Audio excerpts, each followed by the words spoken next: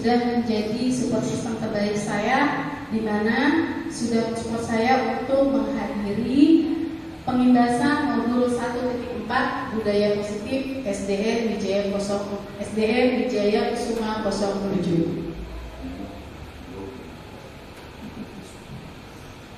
Sebelum kita mulai, boleh ya saya berpantun ya? Belum. Air beriak tanda tak dalam. Air tenang seperti berlian. Izinkan saya ucapkan salam untuk para hadirin sekalian. Tinggal sebentar di rumah bersih, meminta tomat dan pepaya. Untuk Anda yang telah hadir, salam hormat dari saya. Terima kasih.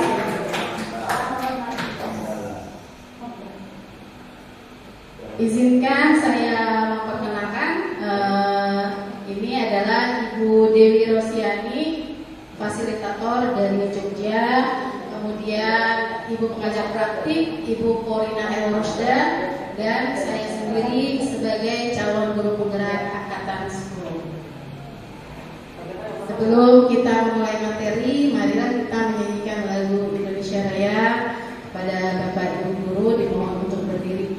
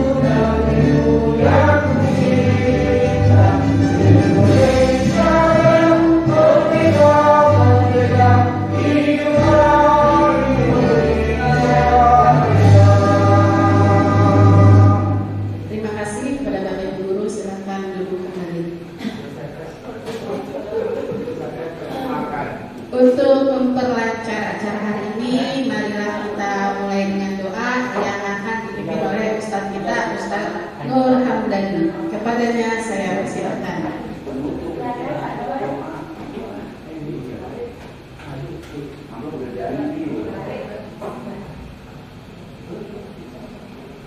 Mari bersama-sama kita berdoa Allah Subhanahu wa taala agar acara pada hari ini diberikan kemudahan, lancaran serta keberkahan Allah Subhanahu wa taala. Amin. Bismillahirrahmanirrahim. Alhamdulillahirabbil alamin. Allahumma shalli wa sallim ala sayyidina Muhammadin. Allahumma ighfir lana wa li walidina wa li masyikhina wa li jami'il muslimin wal muslimat wal mu'minin wal mu'minat al ahya'i minhum wal amwat. Allahumma yassir lana fi umurina wa la tu'assir 'alaina. Allahumma lana fi umrina wa barik lana fi rizqina wa barik lana fi awladina wa barik lana fi amalina bi rahmatika ya arhamar rahimin. Allahumma inna na'udzubika min ilmin la yanfa' wa qalbin la yakhsha wa nafsin la tasba' wa min da'watin la yustajab lah. Rabbana atina fid dunya hasanah wa fil akhirati hasanah wa qina adzaban nar. Wa sallallahu ala sayyidina Muhammadin nabiyil ummi wa ala alihi wa sahbihi wasallam walhamdulillahi rabbil alamin. Terima kasih kepada Ustaz Hamdan. Untuk selanjutnya saya memohon kepada Ibu Kepala Sekolah untuk menyampaikan Kepadanya kami persilakan.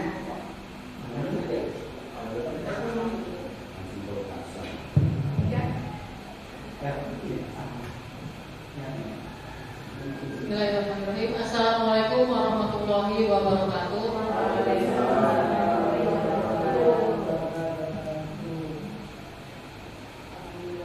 Mungkin di siang hari yang cerah ini kita sama-sama dapat berkumpul ruangan ini dalam rangka pembahasan modul 1.4 ya dari Ibu Artiwi selaku calon guru penggerak angkatan 10. Kalau salam kita sampaikan kepada Nabi kita Muhammad SAW. Semoga kita selalu istiqomah dalam Bapak Ibu masih semangat? Masih harus semangat ya. Karena CGP-nya pun semangat. Kalau CGP-nya semangat, kita harus lebih semangat. CGP-nya loyo, kita bangunin dia supaya nggak loyo. Terima kasih kepada Ibu Artiwi yang siang hari ini akan memberikan materi paparannya.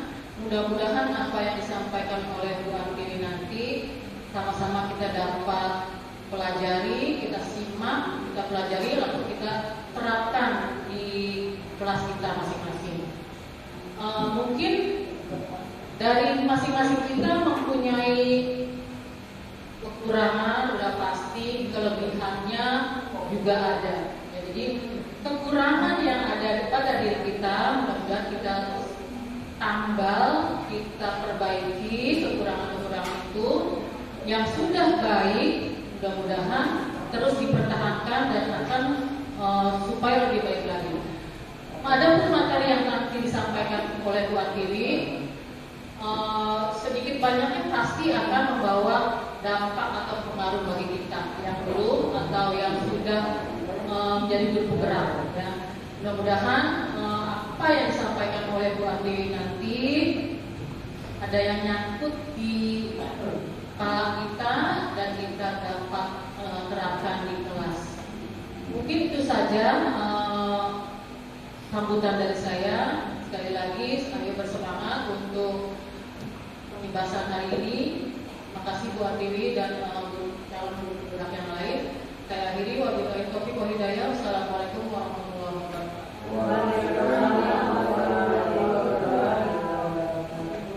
Terima kasih kepada ibu kepala sekolah atas sambutannya. Teman-teman masih semangat? Masih semangat. Karena tadi kita udah pembahasan sesi 1 ya, biar semangat kita lepasin badan dulu, boleh ya? Oke. Boleh deh berdiri dulu, biar kita tambah semangat.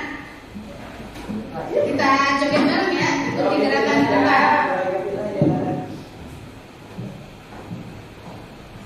Thank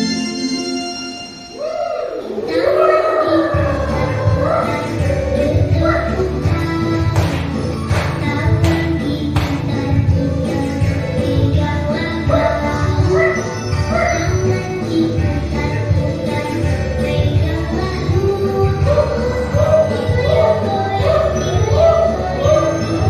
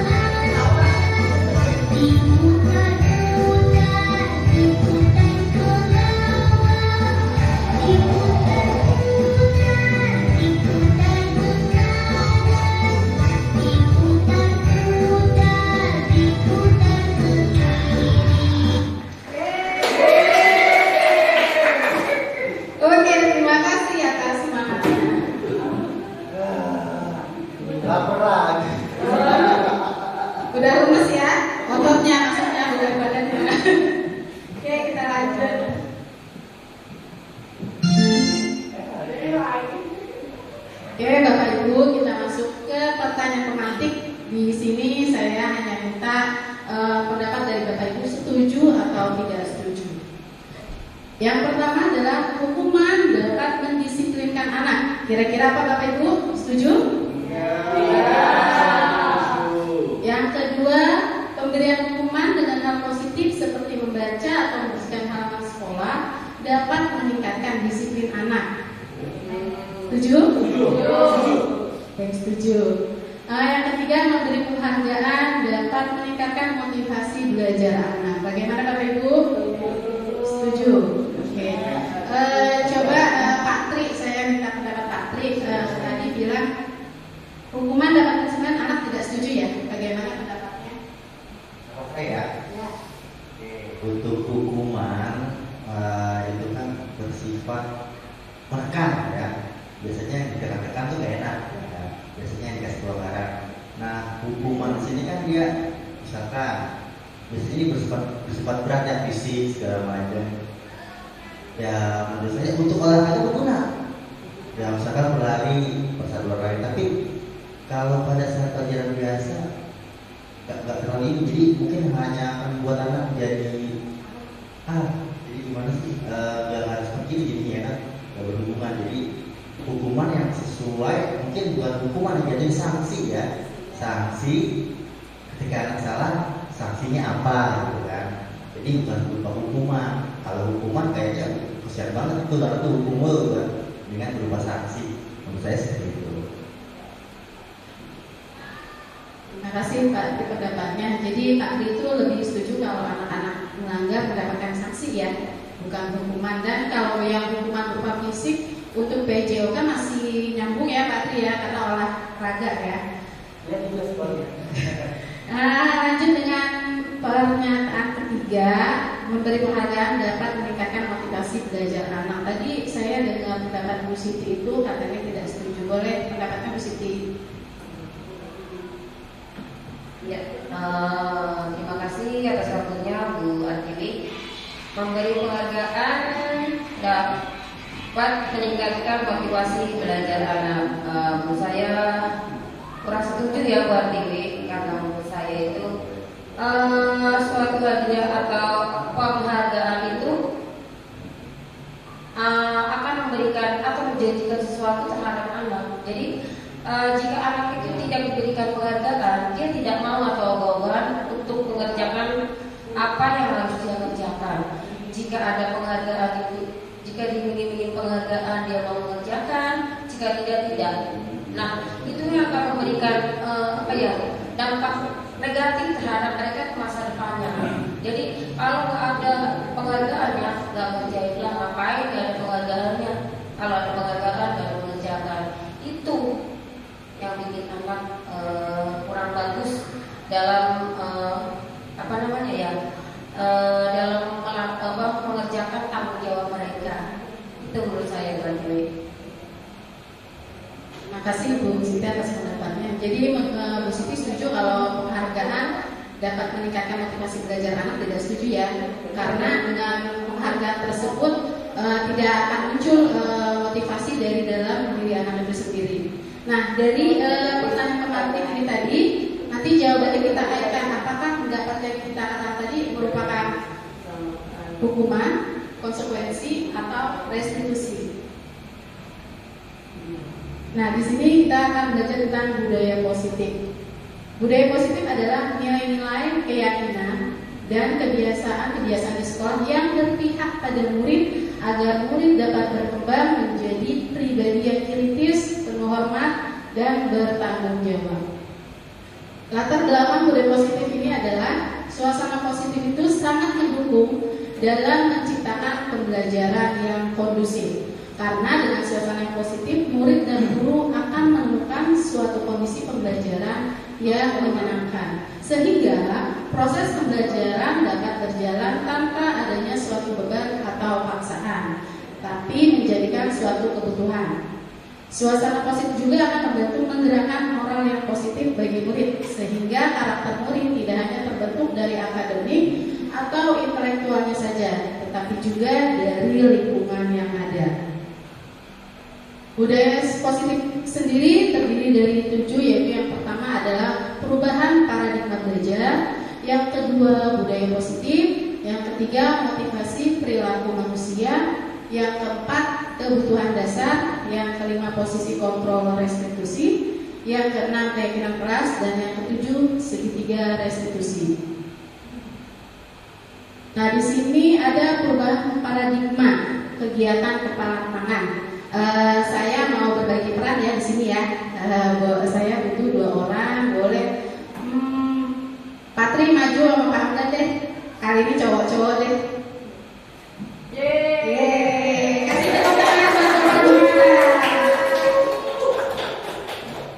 Patri di sini perannya Yaka ya. Jadi Patri punya suatu benda yang berharga dan Patri letakkan di dalam tangan. Nah, tugas Pak Hamdan tuh boleh merayu Patri biar apa yang di tangan Patri bisa berpindah tangan ke Pak Hamdan. Boleh merayu, boleh menghardik, boleh menyuap, terserah teknis Pak Hamdan. Yuk silakan. Waktunya 2 menit ya, jangan lama-lama. Tepuk tangan buat kita semua. Ya. Bro, ini kantong cakep banget. Iya. Mau dong? Iya. Namanya. Aku situ. Lah. Udah kita tukar deh. Ya, sama dulu ya. Ya. Asalnya. Buat naik. Dari mana dia? Ke situ. Ya, nyala deh. Coklat itu warna biru. Kata-kata disimpan baik-baik gitu. Emang itu berapa nih sih? 2. Ya. Udah sendiri jangan lama ya. Belum saya aja dah. Sekarang mau beli berapa? Iya. Boleh ya? Tapi cuma 1. Ini aja di mama udah. Bilang. Nanti hilang. Bohong dosa. Kadang-kadang ini, kadang lihat udah, kadang lihat. Oh ini ya. Jadi gimana kurang tahu aja ya. Ya. Lebih goceng ya. Iya. Jadi sebelum goceng 5.000 ya. Enggak mau. Iya. Tambah lagi ya. 2.000 dah. Ya. 17 ya. Mau kurang punya. Enggak. Ya tambah es krim dah. Ya. Udah es krim ya. Es krim ya. Enggak mau. Maunya? Enggak mau. Aduh, apa? Di mana udah? Ya. Please deh. Kalau nggak mau dari kita nggak bisa. Oke. Dan kita nggak temen deh, teman ya. Nggak temen. Di mana orangnya? Ada orangnya. Ari ini orangnya. Yang bisa tahu? Enggak. Ya. Dan nih, ya, namanya dia, udah kita putusan deh. Kasih Hamdan itu dulu Pak Hamdan, Patri belum Pak Hamdan, Patri dia masih di depan. Oke, keren banget tadi ya berbagi perannya ya Pak Hamdan dengan Patri. Nah, saya mau tanya ke Patri dulu nih yang memegang peran A. Patri, perasaan Patri bagaimana sih jadi peran A tadi? Peran yang mempertahankan barangnya ya. Barang siapa? Barang saya ya. Ya intinya sih pertama anak tersebut memiliki apa ya? Pendirian ya. Kalau itu bukan tidak bisa dibagikan dia jadi mempertahankannya gitu. Itu tanggung jawab dia. Apalagi itu dikasih sama orang tua dan ada amanat jangan dikasih siapa-siapa ya.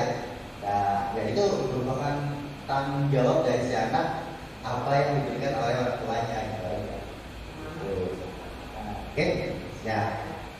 Nah, untuk Pak Hamdan, perasaannya bagaimana menjadi orang yang ingin memiliki sesuatu? Kesel banget, bener, kesel. Kira-kira kagak mau dia, kesel banget, pengen nampol aja gitu. Kesel ya? Iya kesel lah. Oke, terima kasih Patri dan Pak Hamdan. Ya, jadi betul ya tadi apa yang diterangkan oleh Patri dan Pak Hamdan. Jadi kita memiliki sesuatu yang berharga berjuang mati-matian agar apa yang kita miliki tidak pindah ke orang lain. Perubahan paradigma kontrol atau teori pilihan. Nah, tadi peran yang tadi diperankan Pak dan Pak Tri itu berkaitan dengan teori kontrol atau teori pilihan. Ilusi yang pertama adalah guru mengontrol murid. Jadi kita sebagai guru hanya bisa mengontrol, tidak bisa menuntut. Sebagai manusia pun seperti itu, kita hanya bisa mengontrol diri sendiri, tidak bisa menuntut orang lain untuk menjadi apa yang kita inginkan.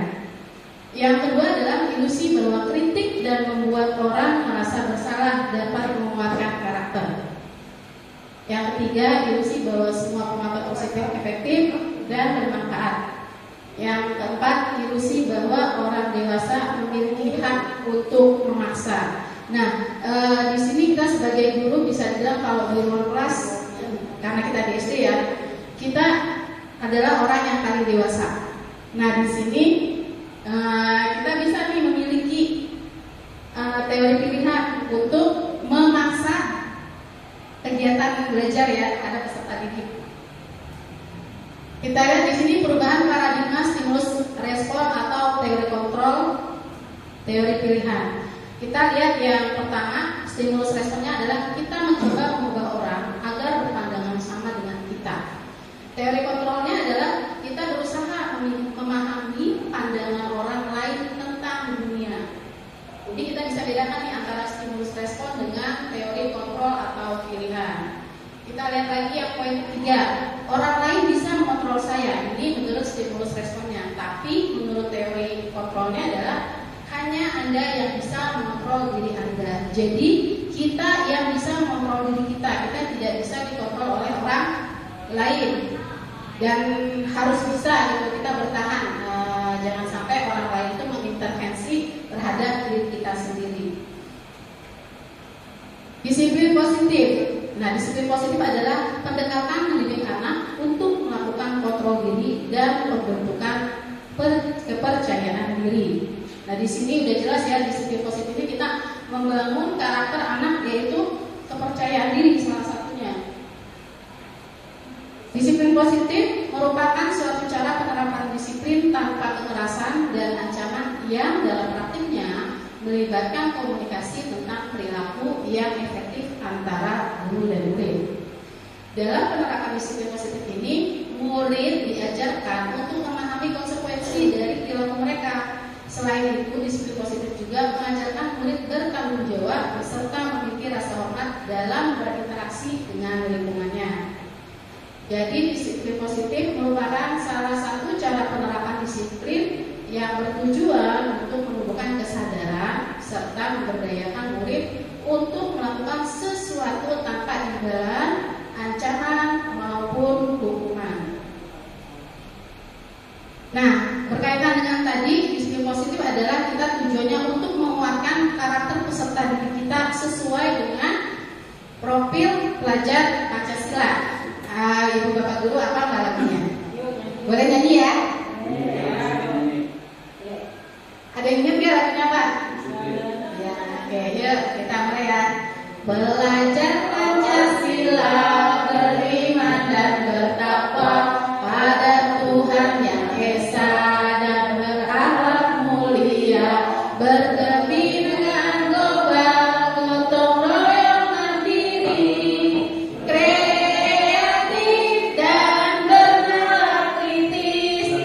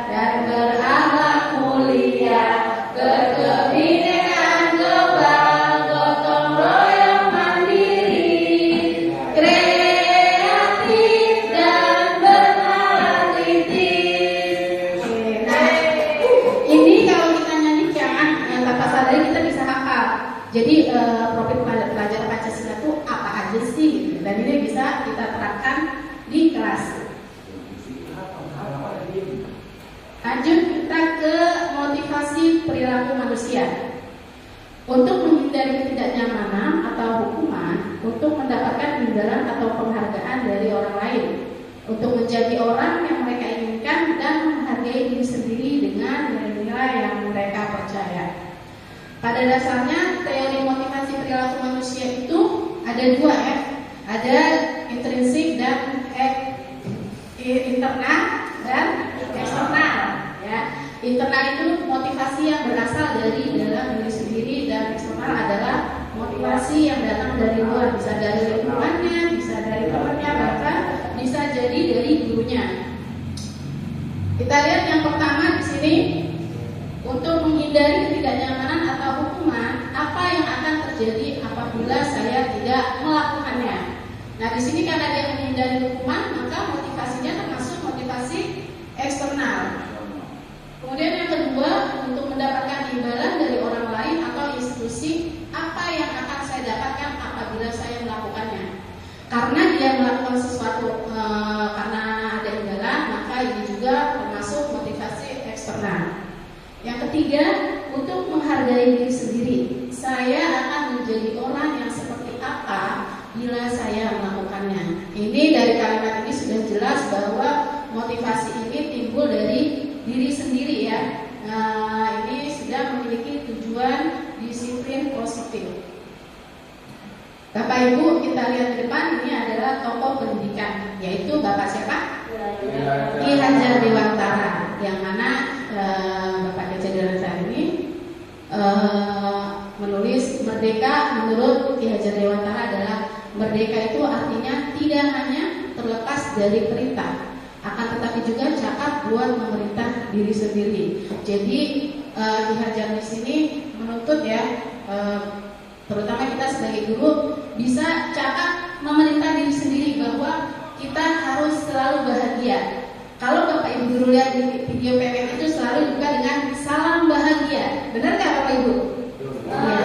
Berarti kalau gurunya saja sudah bahagia, otomatis gurunya mengajar murid-muridnya dengan penuh kebahagiaan, dengan penuh kesenangan, dan murid pun akan enjoy di kelas. Kita lihat di sini dihukum oleh penghargaan. Di sini ada Alikon 1993 menyatakan bahwa penghargaan berlaku sama dengan hukuman, dalam arti meminta atau membujuk seseorang melakukan sesuatu untuk memenuhi suatu tujuan tertentu dari orang yang meminta atau membujuk, dorongannya eksternal dan akan ada faktor ketergantungan. Beberapa dampak dari pemberian penghargaan. Jadi ternyata yang selama ini kita tahu penghargaan itu mungkin baik ya buat siswa, semakin berkembangnya Ibu, ternyata ada efek buruknya, yaitu ada pengaruh jangka pendek dan jangka panjang. Kemudian di sini penghargaan itu menghukum. Kemudian penghargaan juga mengurangi ketepatan. Penghargaan juga bisa tidak efektif. Penghargaan juga bisa merusak hubungan. Kita lihat di sini dihukum oleh penghargaan. Nah, ternyata penghargaan itu bisa meneruskan kualitas. Contohnya apa? Misalnya ketika guru sudah mengiming-imingi murid, kalau kamu dapat nilai 100, nah ibu akan kasih kamu hadiah ya.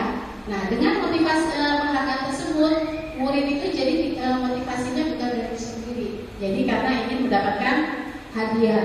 Kemudian yang kedua, penghargaan menartikan kreativitas, sama dengan di atas. Misalnya terkadang anak itu kan kalau dengan hadiah memang senang ya, tapi kita tidak bisa memulai dengan iming-iming hadiah tersebut. Nah, kalau kamu bisa menciptakan sesuatu, nanti kamu akan ibu ajak jalan-jalan misalnya. Nah, ketika gurunya ingkar janji, maka kreativitas anak itu akan berhenti karena tidak ada hadiah yang dijanjikan oleh gurunya. Kemudian penghargaan juga bisa mengurangi motivasi intrinsik ya dari dalam diri sendiri. Kita lihat nih bentuk program kebajikan atau apresiasi. Nah, dalam memberikan apresiasi atau pengakuan perlu diingat beberapa hal. Yang pertama adalah beri pengakuan secara khusus. Boleh kita memberikan pengakuan secara khusus kepada peserta didik Kemudian yang kedua, beri pengakuan secara pribadi. Nah, secara pribadi ini mungkin face to face ya, tidak ada orang ketiga. Kemudian yang ketiga, beri pengakuan kepada semua murid secara bergantian. Nah, dengan poin ketiga ini, murid-murid akan merasa senang bahwa semuanya diberi apresiasi oleh gurunya. Gurunya mengakui kalau semua murid yang diajar adalah cerdas di bidangnya masing-masing. Kemudian yang keempat adalah beri pengakuan secara konsisten. Dan yang terakhir, fokus pada proses. Jadi di sini yang kita hargai adalah proses peserta didik dalam kegiatan belajar, bukan hasil dari kegiatan belajarnya. Contoh pengakuan itu seperti apa sih? Kita lihat di sini situasinya. Situasinya misalnya pada saat menolong murid baru di kelas kita. Kata gurunya gini, kemarin saya perhatikan rasa empatimu besar sekali. Nah, dengan seperti itu saja murid akan merasa senang karena mendapat pengakuan dari gurunya bahwa dia itu memiliki rasa empati. Kita lanjut di 5 kebutuhan dasar manusia. Yang pertama adalah kebutuhan bertahan hidup. Nah, kalau kebutuhan bertahan hidup ini berarti untuk kebutuhan fisik ya, kebutuhan fisik manusia, misalnya seperti makan, minum, ya itu adalah untuk bertahan hidup. Kemudian yang kedua, kebutuhan kasih sayang dan rasa diterima, love and belonging. Yang ketiga adalah penguasaan atau power. Yang keempat adalah kebebasan atau freedom. Dan yang 5 kesenangan atau fun. Nomor 2 sampai 5 ini adalah kebutuhan psikis. Kira-kira Bapak Ibu, kalau hanya kebutuhan fisik saja yang kita penuhi, apakah kebutuhan kita akan terpenuhi? Tidak ya. Begitupun sebaliknya. Jadi 5 kebutuhan dasar ini wajib kita penuhi ya. Dari 5 kebutuhan dasar manusia tadi terkait dengan posisi kontrol seorang guru. Nah, kontrol seorang guru ini bisa sebagai penghukum, bisa sebagai teman, bisa sebagai pembuat merasa bersalah, bisa sebagai pemantau, dan bisa sebagai manajer. Izin bertanya ya Bapak Ibu. Ya. Dari posisi kontrol, kira-kira posisi mana sih yang ideal untuk kita seorang guru? Paling bawah yang manajer ya? Ada yang mau kasih pendapatnya nggak manajer? Bu Haji? Atau Bu Siti boleh?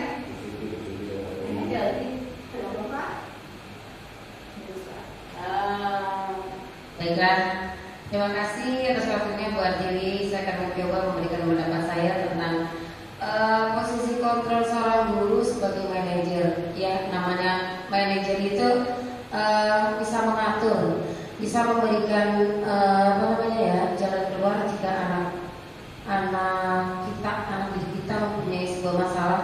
Jangan langsung menjudge, kamu bersalah, itu tidak boleh. Karena posisi kita sebagai manajer, kita harus mampu memberikan solusi, menjadikan jalan keluar atas apa permasalahan yang terjadi terhadap anak itu. Kita tanya baik-baik anak itu, kenapa kamu melakukan itu, apa alasannya, itu dengan nada yang baik. Kita harus mampu menjadi seorang manajer bagi anak yang mampu memberikan solusi, jalan keluar, jalan terbaik atas permasalahan yang terjadi terhadap anak kita.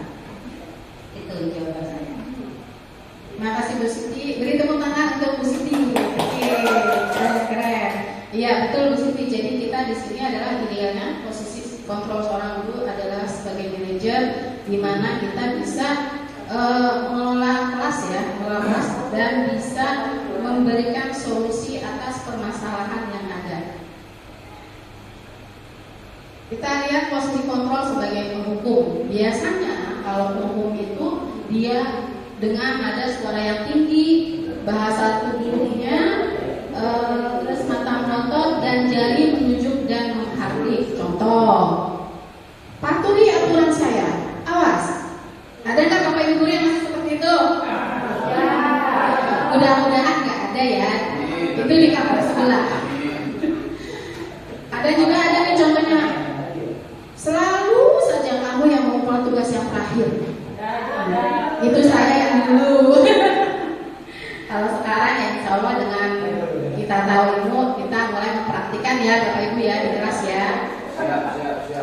Kemudian bisa juga posisi kontrol pembuat merasa bersalah. Nah, posisi di sini adalah nada suara bu gurunya memelas, halus, sedih, bahasa tubuhnya merapat pada anak dengan lesu.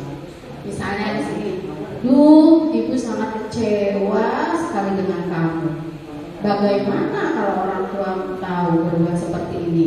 Nah, dengan guru memposisikan dirinya sebagai pembuat rasa bersalah, maka murid akan merasa bersalah. Oh iya ya, saya melakukan kesalahan. Jadi akan timbul kesadaran dalam dirinya sendiri. Kemudian posisi kontrol guru sebagai teman. Biasanya kalau sebagai teman ini guru akan ramah, akrab dan bercanda. Bahasa tubuh merapat pada murid, mata dan senyum jenaka. Misalnya di sini, kadang nih saya kalau memposisikan saya sebagai teman, tolonglah bantu temannya. Kadang saya seperti itu. Jadi kadang teman-teman nanti anak murid kita tertawa gitu ya, dengan sekali-kali guru itu harus ada humor. Jadi nggak terlalu serius di dalam kelasnya. Kemudian guru juga bisa sebagai pemantau. Kalau pemantau biasanya memang tugas guru ya dari pagi sampai selesai.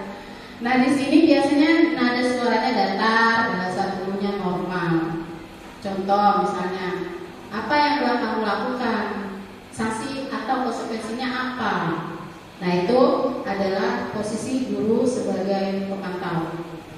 Kemudian yang tadi kita sudah sepakat bahwa idealnya posisi guru adalah manajer, di mana di sini manajer itu mempunyai ciri-ciri nada suara yang tulus, bahasa tubuh tidak kaku dan mendekat pada murid.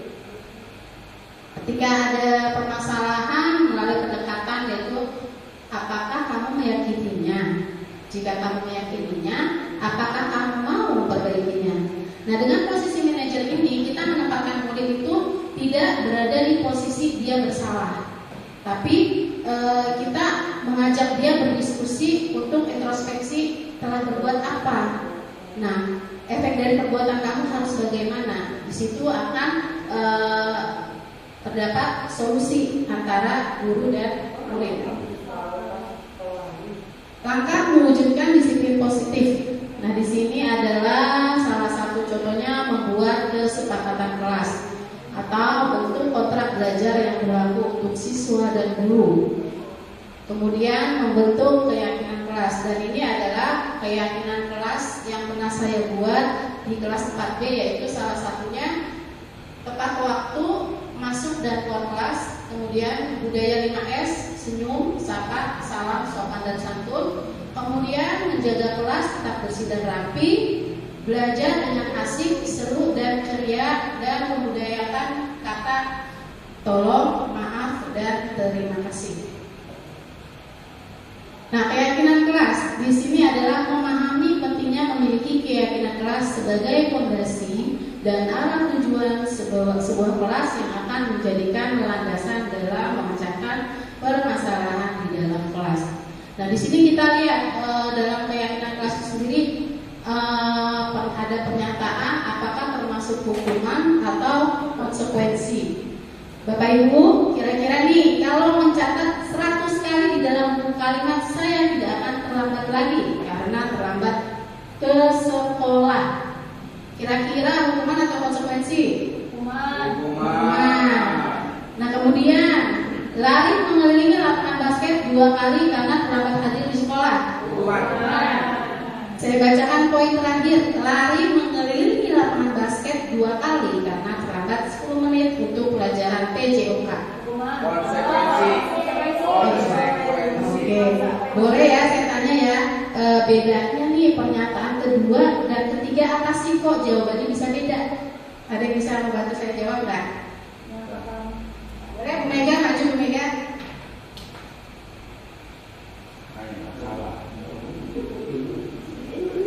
Ya, yang pertama itu kan lari mengelilingi lapangan basket 2 kali karena terlambat hadir sekolah. Jadi kalau siswanya tidak hadir tepat waktu, ini di pelajaran umum ya Bu Tiwi, nah dia mendapatkan hukuman. Beda dengan yang lari lari mengelilingi lapangan basket 2 kali karena terlambat 10 menit untuk pelajaran PJOK. Nah, di sini di pelajaran PJOK sepertinya sudah membuat kesepakatan dan keyakinan kelas.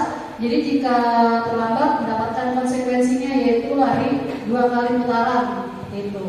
Jadi yang pertama itu hukuman, yang kedua konsekuensi. Terima kasih, Mbak. Oke, terima kasih Bu Mega. Berikut kali kita semua. Jadi yang di atas itu memang hukumannya sama-sama lari, hanya yang di atas itu untuk guru yang umum, sedangkan yang bawah pelajaran PJOK, di mana untuk yang PJOK sudah membuat keyakinan kelas. Kita lihat ya jawabannya ya. Hukuman sudah sesuai ya dengan jawaban kita. Kita lihat di sini perbedaan antara hukuman, konsekuensi, dan restitusi. Hukuman sifatnya itu tidak terencana atau tiba-tiba, biasanya berlaku spontan. Ketika misalnya ada murid yang datang terlambat, kita langsung memanggil dan kita spontan, entah dia harus baris di depan atau ada juga mungkin masih ada push up 5 kali. Nah, itu sudah tidak boleh ya. Kemudian yang kedua, hukuman itu bersifat satu arah dari pihak guru yang memberikan, dan murid hanya menerima suatu hukuman tanpa mulai kesepakatan. Nah, untuk hukuman berarti ada salah satu pihak yang merasa dirugikan atau merasa disalahkan. Dan hukuman itu sendiri diberikan bisa berupa fisik ataupun psikis. Sedangkan konsekuensi di sini sudah terencana atau sudah disepakati. Kemudian konsekuensi juga biasanya diberikan berdasarkan suatu data yang umumnya data terukur. Yang ketiga, peraturan dan konsekuensi yang mengikuti ini sudah diketahui sebelumnya oleh murid. Sikap guru di sini senantiasa memonitor murid. Berarti kalau di konsekuensi ini sudah ada kesepakatan ya antara murid dan guru. Kita lihat perbedaan restitusi. Nah, restitusi itu adalah proses menciptakan kondisi bagi murid untuk memperbaiki kesalahan mereka, sehingga mereka bisa kembali pada kelompok mereka dengan karakter yang lebih kuat. Kita lihat di sini restitusi. Restitusi adalah proses menciptakan kondisi bagi murid untuk memperbaiki kesalahan mereka, sehingga mereka bisa kembali pada kelompok mereka dengan karakter yang lebih kuat. Restitusi juga merupakan proses kolaborasi yang mengajarkan murid untuk mencari solusi untuk masalah mereka dan membantu murid berpikir tentang orang seperti apa yang mereka ingin menjadi dan bagaimana mereka harus memperlakukan orang lain. Di sini boleh kita lihat ada contoh dari hukuman, dan di sini itu sendiri adalah terbagi antara konsekuensi dan restitusi. Saya misalnya ambil contoh poin 2. Hukumannya tidak nyaman untuk murid atau anak untuk jangka panjang ya. Untuk konsekuensinya tidak nyaman untuk murid atau anak untuk jangka waktu pendek. Dalam kalau restitusi menguatkan untuk murid atau anak dalam jangka waktu panjang. Kira-kira nih Bapak Ibu, antara hukuman dan konsekuensi kemudian restitusi, yang paling merasakan sakit itu di kolom mana sih? Hukuman ya, karena di sini udah jelas di sini tidak nyaman untuk jangka waktu yang panjang. Bayangkan kalau murid kita sudah merasa tersakiti dan itu akan ada di memorinya sampai mereka bisa mati. Nah, ciri-ciri restitusi adalah bukan untuk menebus kesalahan, namun untuk belajar dari kesalahan. Yang kedua, memperbaiki hubungan. Yang ketiga, tawaran bukan paksaan. Yang keempat, restitusi menuntut untuk melihat ke dalam diri. Yang kelima adalah restitusi mencari kebutuhan dasar yang mendasari tindakan. Restitusi diri adalah cara yang paling baik. Ya, restitusi juga fokus pada karakter, bukan tindakan. Restitusi fokus pada solusi. Nah, ini perlu kita garis bawahi ya, fokus pada solusi. Dan restitusi juga mengembalikan murid yang berbuat salah pada kelompoknya. Kita lihat di sini, mengapa tidak peraturan aja gitu? Mengapa harus keyakinan kelas? Di sini ada contoh, mengapa kita memiliki peraturan harus menggunakan helm bila mengendarai kendaraan roda 2. Kemudian contoh yang kedua, mengapa kita memiliki peraturan 3M, menggunakan masker, mencuci tangan, dan menjaga jarak 1,5 meter. Kemudian yang ketiga, mengapa kita memiliki peraturan kelas harus datang tepat waktu pada saat mengikuti pelatihan. Nah, di sini dari pernyataan tersebut untuk mendukung motivasi intrinsik kembali ke nilai-nilai atau keyakinan-keyakinan lebih yang menggerakkan seseorang dibandingkan mengikuti serangkaian peraturan-peraturan. Nah, dari keyakinan tadi yang kita buat di kelas ini, jika kita sudah punya peraturan di dalam kelas dan diyakini oleh seluruh peserta didik, maka jika ini berjalan akan menjadi lingkungan yang positif. Ketika lingkungan positif ini sudah berjalan, dan itu akan menjadi budaya positif. Dan kalau sudah menjadi budaya, kita enak Bapak Ibu ya. Berarti anak-anak kita sudah memiliki kesadaran sendiri, motivasi dari dalam diri untuk bisa melakukan dan bertanggung jawab untuk perbuatannya. Kita lihat di sini segitiga restitusi, di mana segitiga restitusi itu memiliki 3 ya. Satu, menstabilkan identitas, yang kedua adalah validasi kebutuhan, dan yang ketiga menyatakan keyakinan. Langkah yang pertama adalah menstabilkan identitas. Di sini kita bisa memberi penguatan bahwa setiap orang pasti pernah melakukan kesalahan. Bisa juga kita memberikan penguatan, kamu itu bukan satu-satunya yang pernah melakukan ini. Kemudian langkah yang kedua adalah validasi kebutuhan. Bisa kita juga menguatkan dengan kamu tentu punya alasan mengapa melakukan itu. Atau juga bisa adakah cara yang lebih efektif untuk mendapatkan apa yang kamu butuhkan. Nah, di sini enak nih validasi kebutuhan. Jadi kita berpihak pada murid ya. Mau apa sih yang kamu butuh apa gitu. Dan kita adalah tugas seorang guru sebagai fasilitator, di mana kita harus bisa memenuhi kebutuhan mereka. Kemudian di sini menanyakan keyakinan. Kita bisa mengatakan dengan bertanya kepada nilai-nilai apa yang telah kita sepakati, atau bisa juga kamu ingin menjadi orang yang seperti apa. Kita lihat di sini ada peraturan, ada keyakinan kelas. Kalau kita lihat di sini peraturan, misalnya selalu mengembalikan buku ke tempatnya. Ini termasuk peraturan ya, kalimat-kalimatnya ya. Dilarang mengganggu orang lain, dilarang melakukan kekerasan. Jadi kalau kita perhatikan untuk peraturan kalimatnya banyak kalimat negatif ya Bapak Ibu ya, dengan kata jangan atau dilarang. Kita lihat nih kalau yang keyakinan kelas seperti apa. Dilarang mengganggu orang lain. Nah, keyakinan kelasnya adalah menghormati orang lain, di mana dalam kalimat tersebut tidak ada kalimat negatif. Kemudian bisa dilarang melakukan kekerasan.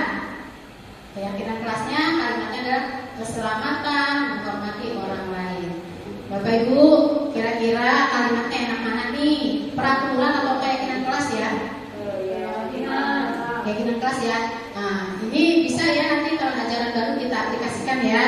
Pas anak masuk kita membuat keyakinan kelas di kelas masing-masing. Nah, kita lihat di langkah pertama segitiga restitusi tadi, menstabilkan identitas. Di sini adalah berdasarkan prinsip bahwa berbuat kesalahan adalah proses pembelajaran, tidak mengkritik murid yang sedang berbuat kesalahan. Nah, tadi itu sudah ya, kita bisa mengajukan pertanyaan yaitu membuat kesalahan sesuatu yang wajar, manusia tidak ada yang sempurna. Berarti ketika kita mengajukan pertanyaan ini, si murid tidak merasa hanya dia satu-satunya yang melakukan kesalahan. Bisa kita menguatkan di sini pada murid, kita bisa menyampaikan bahwa berbuat salah itu ya nggak apa-apa, gitu. Apalagi proses belajar pasti kita bertemu dengan kesalahan dulu. Dengan kesalahan kita akan menjadi lebih baik lagi dan bisa memperbaikinya. Bisa juga menguatkan dengan kalimat tidak ada manusia yang sempurna. Atau bisa juga agar murid itu bisa percaya diri, kita bilang kita bisa kok menyelesaikan ini gitu. Saya bacakan nggak semua ya. Kemudian langkah yang kedua restitusi yaitu validasi tindakan yang salah. Jadi di sini kita sebagai guru tidak langsung menjudge, kamu ini nakal ya, kamu ini bodoh ya.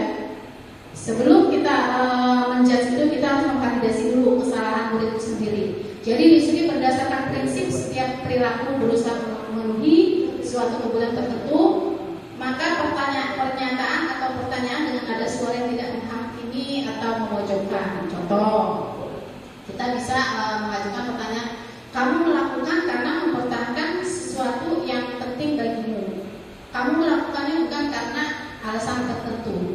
Jadi di sini kita bisa melakukan murid juga ya, validasi apakah nih murid ini melakukan kesalahan memiliki alasan yang fatal atau enggak, dengan penting atau enggak gitu. Bisa kita memvalidasi dengan cara menanyakan kepada peserta didik. Nah, untuk memvalidasi nilai ini kita bisa menguatkan kepada anak dengan kalimat padahal kamu bisa melakukannya ya, yang lebih buruk dari ini ya. Nah, berarti si murid itu seakan-akan melakukan kesalahan tidak berat, dia merasa oh ringan, tapi dengan merasa ringan tapi dia bertanggung jawab. Kemudian bisa juga kita menguatkan kepada siswa, kamu pasti punya alasan mengapa melakukan hal ini. Kita juga bisa memberikan pengakuan kamu patut bangga pada dirimu sendiri karena kamu telah melindungi sesuatu yang penting buatmu. Kemudian yang ketiga, menanyakan keyakinan. Saat perilaku telah divalidasi dan telah stabil, maka murid telah siap mengaitkannya keyakinan dengan tindakannya yang salah. Kita bisa berdiskusi kepada murid dengan memberikan pertanyaan, nilai-nilai apa yang telah kita sepakati, atau bisa juga seperti apa gambaran kelas ideal menurut kamu. Jadi di langkah menanyakan keyakinan ini kita bisa mengajak siswa kita yang melakukan kesalahan untuk berdiskusi dalam mencari solusi bersama. Jadi di sini siswa tidak merasa terhakimi, tidak merasa terpojokkan gitu ya. Kita ajak diskusi bersama dengan menguatkan, misalnya tadi kamu ingin jadi anak seperti apa gitu. Kalau kamu mau jadi sepertinya apa yang harus dilakukan. Jadi kita dari permasalahan sampai solusi, kita diskusi bersama dan sampai menemukan solusinya. Hal yang perlu diperhatikan dalam segitiga restitusi. Nah, di sini adalah perilaku salah dikaitkan dengan keyakinan kelas, kesediaan yang bersalah untuk memperbaiki kesalahan, penyelesaian masalah berkaitan dengan permasalahan, perlu ditanyakan waktu untuk memperbaiki kesalahan.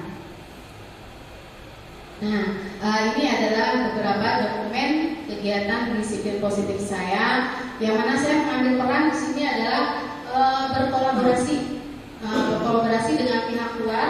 Kemudian saya juga mengambil peran, yaitu saya mencoba menggali dan menemukan potensi anak. Kemudian juga di sini saya sebagai fasilitator, yaitu memfasilitasi anak-anak, di mana jika ada kesulitan kita wajib membantu dan mengarahkan. Dan ini juga saya sudah mencoba membuat keyakinan kelas di awal. Dan ini pun ada kegiatan di sekolah kita, yaitu santunan terhadap anak yatim. Nah, itu sih Bapak Ibu ya yang bisa saya sampaikan. Nah, sebelum kita pertanyaan, mau joget lagi Bapak Ibu? Oke. Boleh ya? Sika. Yang tadi ya? Sika. Yo, kita berdiri dulu boleh?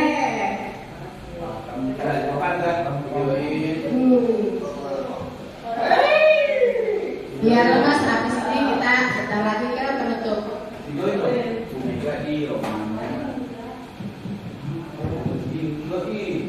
Oh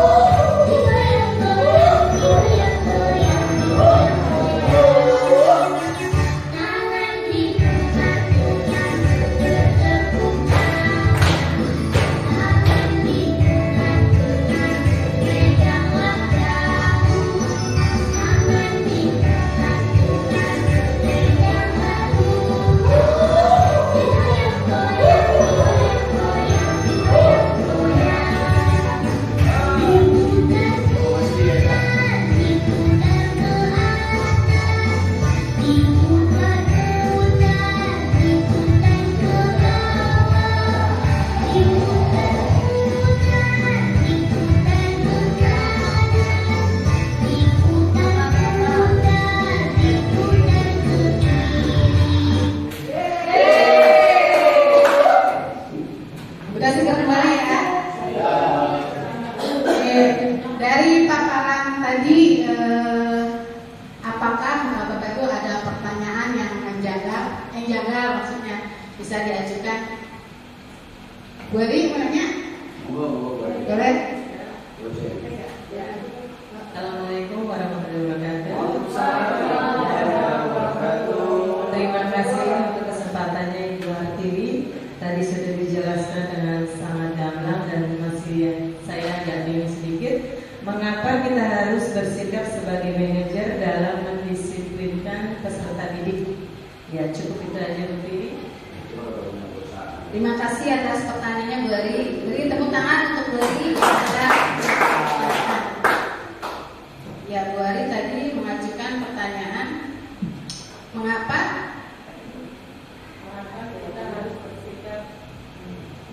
kita harus bersikap sebagai manajer dalam mendisiplinkan peserta didiknya.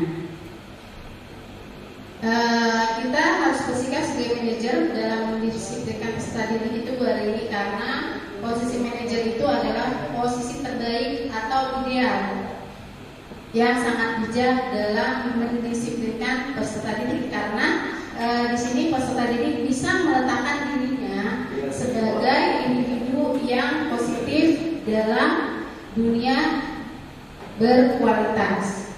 Ya. Cukup Bari. Oke. Mungkin ada Bapak Ibu guru yang lain? Ya, saya Bu.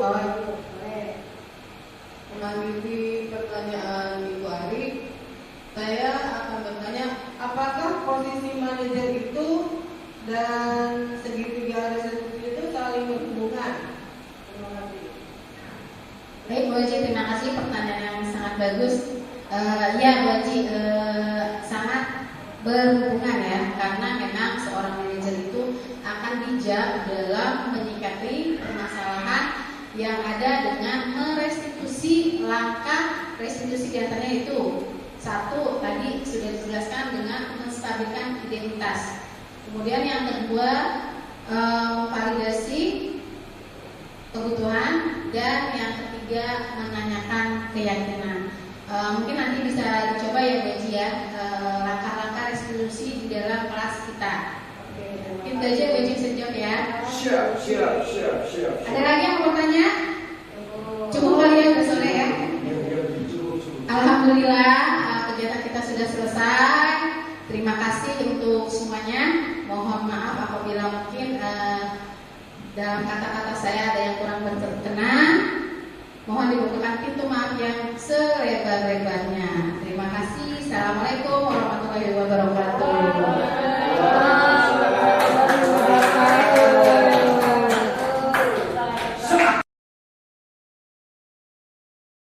Warahmatullahi wabarakatuh. Saya Ibu Yoyo Rosana selaku Kepala Sekolah SD Negeri Wijaya Kusuma 07. Saya mengucapkan terima kasih kepada CGP Angkatan 10 dari SD Negeri Wijaya Kusuma 07 yang telah memberikan pengimbasan selama 2 hari ini. Mudah-mudahan ilmu yang diberikan kepada teman-teman yang lain bisa menerapkannya dalam pembelajaran sehari-hari di kelas. Dan juga bagi CGP Angkatan 10 dari WK 07, mudah-mudahan lebih semangat lagi dan bisa memberikan yang terbaik untuk sekolah kita. Saya akhiri, wassalamualaikum warahmatullahi wabarakatuh. Assalamualaikum warahmatullahi wabarakatuh. Saya Eni Faizatin dari SDN Wijaya Kusuma 07. Terima kasih atas pengimbasan hari ini mengenai disiplin positif. Sangat menarik ya. Mudah-mudahan dengan pengimbasan hari ini saya bisa mengaplikasikannya di dalam kelas. Mudah-mudahan anak-anak nanti bisa menjadi peserta didik yang bisa mengikuti apa yang diimbaskan pada hari ini. Terima kasih. Assalamualaikum warahmatullahi wabarakatuh. Bismillahirrahmanirrahim. Assalamualaikum warahmatullahi wabarakatuh. Syukur alhamdulillah setelahnya ada pengimbasan budaya positif yang telah diberikan oleh rekan-rekan CGV, sehingga itu menjadi sebuah motivasi bagi saya secara pribadi selaku guru pendidikan agama Islam untuk bagaimana caranya budaya positif ini bisa saya kembangkan dalam pembelajaran di kelas. Terima kasih. Wassalamualaikum warahmatullahi wabarakatuh. Assalamualaikum warahmatullahi wabarakatuh. Saya Yulika Rekasari dari WK 07. Alhamdulillah dengan adanya pengimbasan dari rekan-rekan CGP Angkatan ke-10 ini menambah wawasan saya serta ilmu saya. Semoga dalam KBM keseharian saya di kelas saya bisa mengikuti dari pengimbasan teman-teman CGP Angkatan 10. Wabillahi taufiq wal hidayah. Assalamualaikum warahmatullahi wabarakatuh.